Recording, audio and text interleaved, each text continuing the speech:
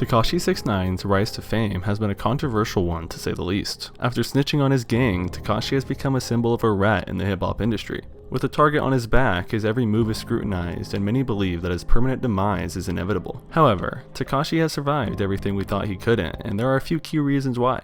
I'm Schmooze, and let's get into it. After his release from jail in mid-2020, Tekashi remained quiet for a few weeks. Nobody knew if he was ever going to show his face again or what his next move really was. To their surprise, the release of his song Gooba proved that he had no intentions of going anywhere. To take it one step further, in the music video, he embraced the label of being a rat, or a snitch, after cooperating with the federal government to indict 12 of his former 9 Trey Blood gang members. On a side note, most of those men won't be getting out until 2030 and beyond. The music video broke the YouTube record for the most views in the first 24 hours for a hip-hop song. Not everyone was impressed with 6ix9ine's comeback, with rappers like Meek Mill and Gunna publicly making fun of him, which at the end of the day didn't turn out well for Gunna. However, many of 6ix9ine's fans empathized with him. Tekashi said that his ex-gang members set him up, robbed him, assaulted the mother of his child, and even planned to kill him. He believed that he was justified in snitching and didn't want to remain loyal to the people who wouldn't do the same for him. His adversaries say that he shouldn't have gotten into this life if he wasn't ready to accept the consequences. Tekashi was willing to accept that he was a snitch, but he didn't want to be alone. Therefore, he had a list of rappers he was going to expose on an Instagram live to over 700,000 people, starting with Meek Mill in 2019. He continued to call out rappers, including Future and Snoop Dogg, for their hypocrisy when it comes to snitching. He genuinely believes that any other rapper would do exactly what he did if they were in his situation. But in the middle of 2020, the internet was deprived of 6ix9ine's antics for over a year, so this expose proved to be quite effective. Not only did he piss off all of these rappers, but the music video for Trolls dropped at the end of the IG Live, which was another 30 million views in a 24-hour debut. That song would then go on to hit #1 on the Billboard Hot 100, 6ix9ine's and Nicki Minaj's first #1 hit. But there was no stopping him there. He continued to make headlines, whether it was getting into beef with other rappers or flaunting his wealth and jewelry. Some people say that he's doing all of this to compensate for his lack of street credibility, while others argue that he's just trying to stay relevant in the industry. Regardless of the reasons behind his actions, Tekashi's rise to fame has been a unique and controversial one. He's faced criticism and backlash from many in the hip-hop community for his cooperation with the government and his attention-seeking behavior, but at the same time, he's gained a massive following of fans who appreciate his music and his willingness to be himself, even if it means being labeled as a snitch. Some believe that his days are numbered and that he'll eventually face serious consequences for his actions. Others think that he's proven himself to be a survivor and that he'll continue to make music and push boundaries for years to come. Only time will tell what the future holds for Tekashi 6ix9ine, but one thing is for sure, his rise to fame has been one of the most controversial and polarizing in hip-hop history, and his impact on the industry will continue to be felt for years to come.